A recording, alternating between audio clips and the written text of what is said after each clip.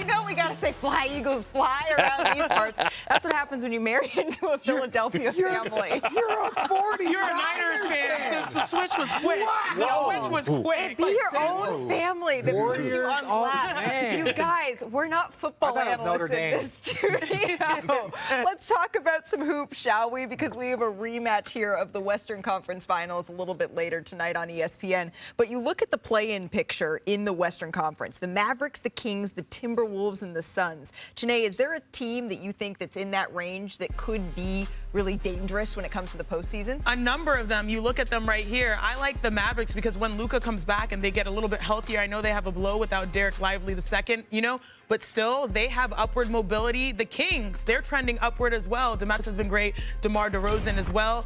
And then, of course, you just think about this scenario where hopefully, particularly when it comes to the Mavs, they just sort of settle in a little bit. Kyrie has been holding it down. I think he's had 35 in both games that they played against the Timberwolves. So they have pieces to hold the fort down, but still they're going to need that guy Luka Doncic back. Yeah, we talked about it. This is the most talented team. You look at the depth that they have, the wings, the shooting that they've added. Even now, you lose Lively for a couple of months, but you have Gafford, an efficient center, roll through. So they have backups at every position. They have an elite scorer in Kyrie. So the thing that I worry about most is that across the board, we saw statistical lows for Luka Doncic this year. It was a struggle for him. Maybe it was the injury. Maybe he wasn't 100%. So if he can get back to Luka with the best team he's ever had around him, I think this team is going to be a problem. I do, too. I think still sitting at the number 6 spot, they're the second best team in the Western Conference, in my opinion, when they have Luka available.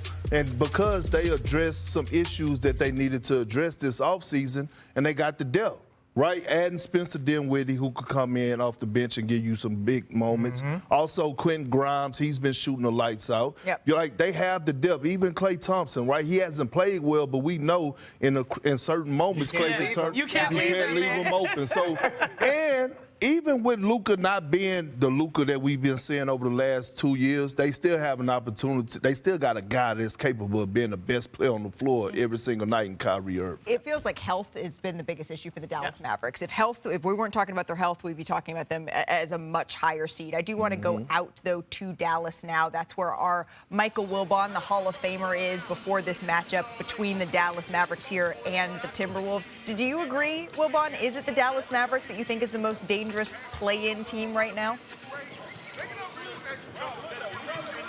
Malika, probably so, but I'm going to be the contrarian. I'm going to just sort of switch roles and be like Richard often is and be the contrarian. And I'm going to take the other team involved in tonight's conference final rematch. I'm going to take the Minnesota Timberwolves. Anthony Edwards, look, we know that Minnesota's needed time. I think they're probably one of the disappointing teams so far. Maybe not as disappointing as, say, the Suns, but disappointing to this point. But the Timberwolves, we thought after that big trade were going to need time, and they still need it. And I'm going to take the team that's been there and done that and been to the conference finals, obviously along with Dallas, and say Minnesota. And again, health is important. And yes, I'm not really disagreeing with you guys back in the studio. I'm just looking at Minnesota. And by the way, they get started and they win 3 games and we say, here they are, Minnesota's right where they need to be, and then they're not because they go out and lose 2 or 3 consecutive games, and we're still waiting. I know we're at the halfway point of the season, but I'm going to ride a little bit longer with the Timberwolves to be that team. Particularly, I just saw Derek Lively in the back, and the look on his face, guys, was just so disappointed. And he talked about getting himself ready and being ready for a playoff run, and he was such an important part of that last year. But I'm gonna ride a little bit longer with the T-Wolves to answer that question, Malika. Wanna try to boast at what I look like. Think I'm gonna try to wear, pull up long range. Jimmy with the heat, I'm on fire.